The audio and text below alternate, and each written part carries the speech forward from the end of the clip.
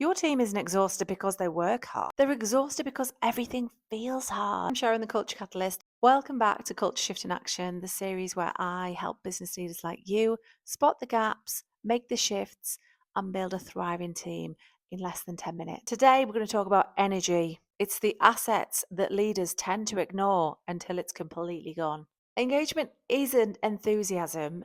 Don't get that mixed up. Engagement is when your people have energy alignment. When people spend all day and all their energy firefighting, switching tasks, juggling priorities, or even worse, guessing what their priorities are, their energy drains before they've even had a lunch break. And the constant churning of outputs actually hides burnout. Burnout always cashes out later on down the line. So here's a couple of ways you can protect the energy of the team in your business to make sure they can deliver and be successful. At your next team meeting, I want you to create an energy map. This will involve you asking everybody what drains their energy and what fuels it. You should have a discussion about meetings, about systems, about software that you're using, about processes that you expect people to follow. You'll probably end up talking about decision bottlenecks, communication overload, or communication gaps. There'll be a long list of things that people can name that drains their energy. You might find it a little bit harder to talk about things that give them energy. Spend equal amounts of time talking about both. What that will reveal is where your energy leaks are, and where the energy leaks out, your culture fractures. The next technique I want you to try is priority anchoring. This is all about identifying those points in the week or in the month or in the quarter where you're going to ground things in and make sure the priority is anchored to something that makes sense. So here's a couple of really helpful priority anchors that I've used in previous roles. First weekly priority anchor that I've used is the weekly essentials. What are the 3 things that absolutely have to be done that week? Next, make a list of things that are optional, not essential, but it would help us make progress. And lastly, what's been paused? So, in order for you to do the essential stuff and hopefully some of the optional stuff, what are you going to stop this week, right now? If your team remains unanchored, they tend to drown in lots of outputs that aren't actually going to move the needle on your business.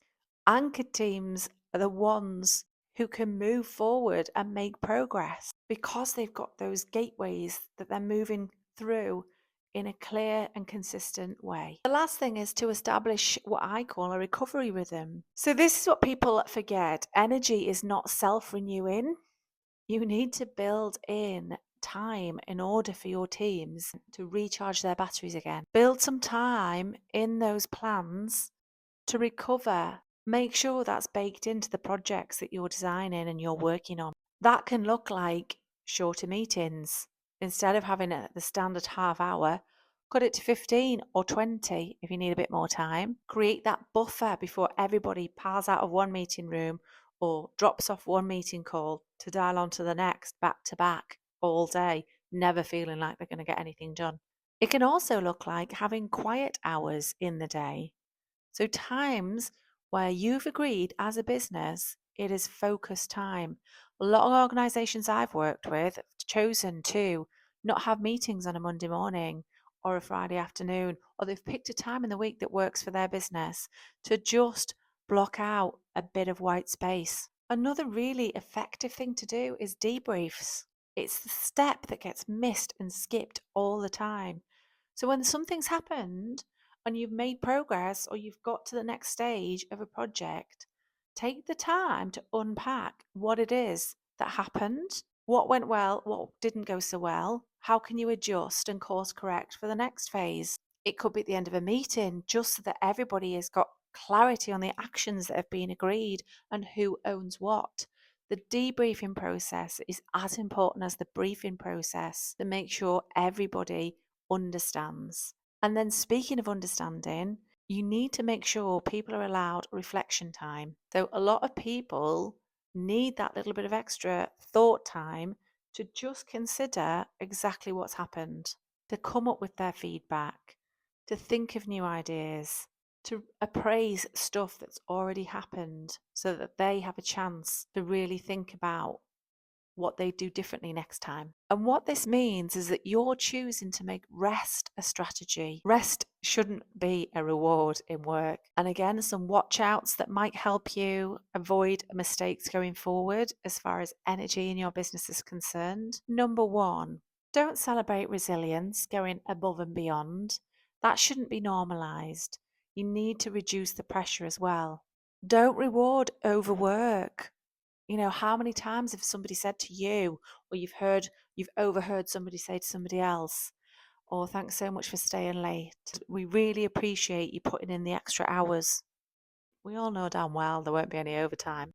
And don't confuse high levels of output with high levels of well-being. Often those two things do not align.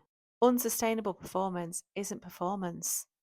It'll pretty much soon be attrition. So if it's a case of your people feeling like they're running out of hours, it might be a case that they're running out of energy.